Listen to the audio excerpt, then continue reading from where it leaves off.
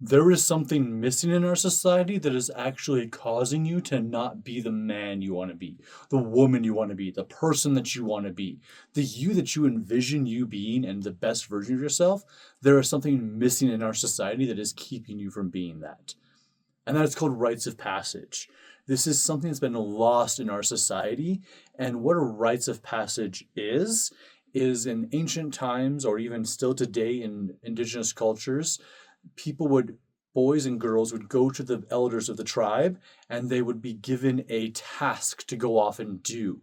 And that might be like a vision quest, or a sweat lodge, or an ayahuasca ceremony, or a peyote ceremony, or a hunting experience, or a series of them together.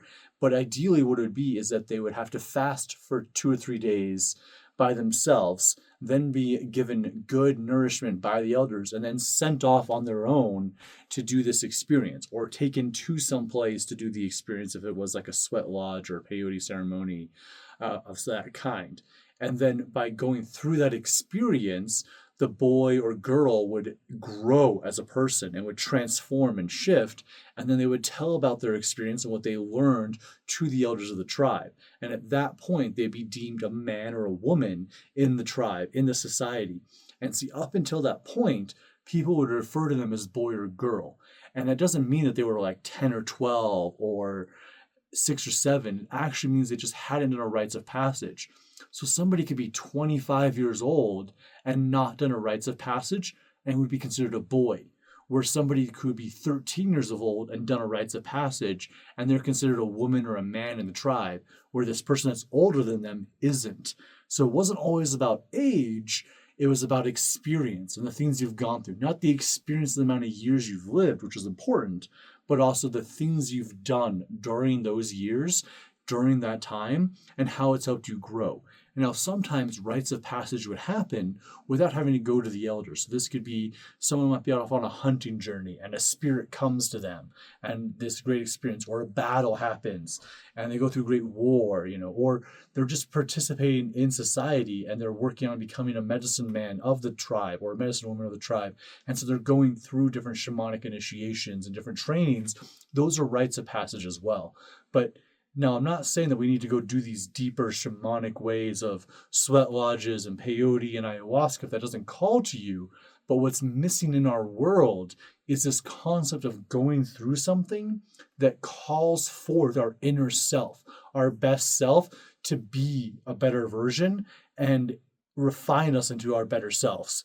It's the idea of steel sharpens steel. Or when you purify metal or gold or silver, it goes into the fire and then is purified and comes out. And what doesn't serve is kind of burnt away. And so it's this concept of that. And maybe one rite of passage that we've kind of gone through, or at least a societal training, is that if you went to private school or public school, or were in some kind of sporting event or church society thing, you experienced other kids that were probably bullies, or you yourself were a bully, or a mixture of both, where you got bullied and you were a bully. And so you kind of go through these experiences to learn that people are jerks, and that what happens when you are a jerk, and teaches you how to not be a jerk. So then you want to be a good person. That's an example of that, but that's an individuation process that happens to us. So rites of passage are something that's much bigger than that. And so that's something that I can help you with. So a retreat coming up, a men's rites of passage retreat, to dive deep into these arts and help you shift into your best version of yourself, to actually thrive in your life and to become the best man that you can be, the divine self that you want to be. Click that link down below as well if you want to learn more about that. But until then, keep drinking water, get more sunlight, and ask yourself, am I being the person I want to be in my life? Is my life going the way I want it to go? If not, let's make it happen. All right, peace, love, namaste.